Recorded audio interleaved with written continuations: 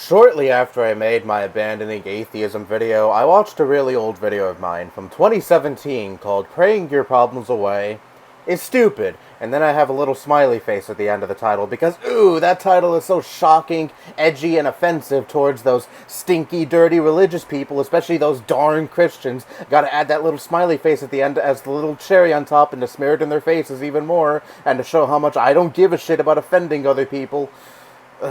Anyway.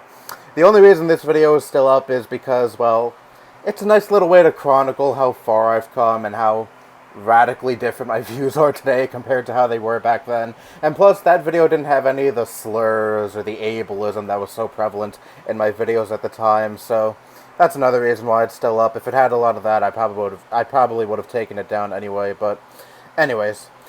This video, while watching it, I could not stop cringing because for whatever reason, I had such a huge problem with people praying for their problems to go away. You know, it's essentially a coping mechanism for a lot of people, I'm sure, especially if they're going through a very difficult time, so they feel reaching out to some kind of deity that may be out there may comfort them and may help them in some kind of way, or maybe even inspire them to persevere through what it is they're going through. But no, I have such a huge problem with that, and I have to put these people down while they're probably still in a very difficult place where they feel prayer is a means of comfort for them. And I don't exactly understand why it was that I took such a huge issue with this back then. Like, if one wants to pray for their problems to go away, let them. I mean, I'm sure they feel better afterwards. Even if there is no God out there, they feel like they did reach to some kind of God, and that may help them, like I mentioned earlier, persevere through their problems.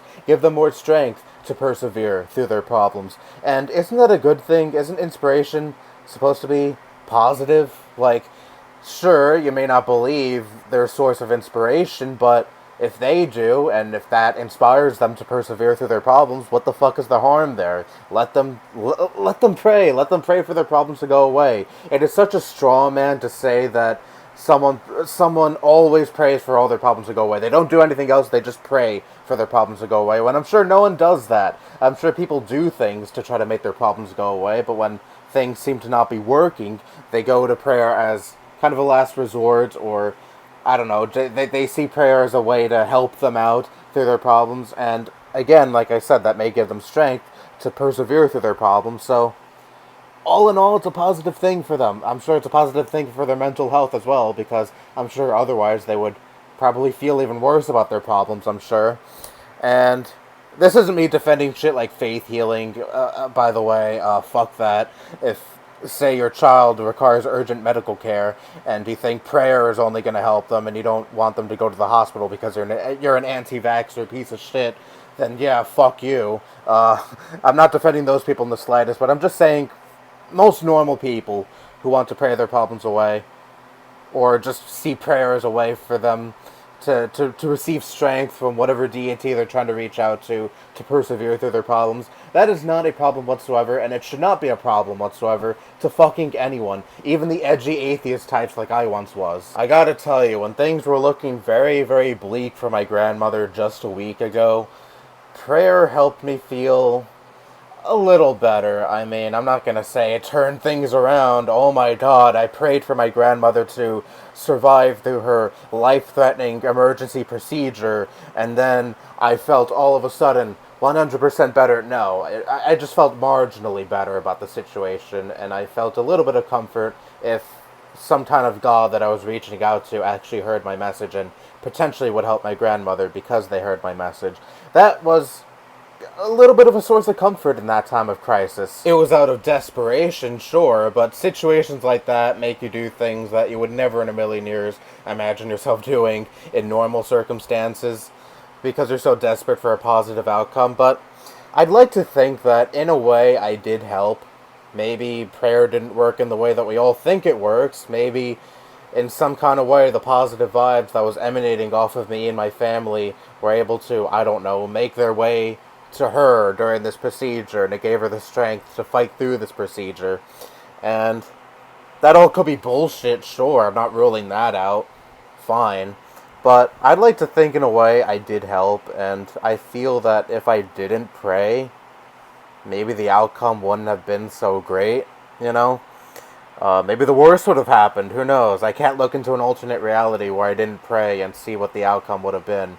For all I know, it would have been exactly the same. She would have been just fine. Or, who knows? Maybe she would have passed away during that procedure.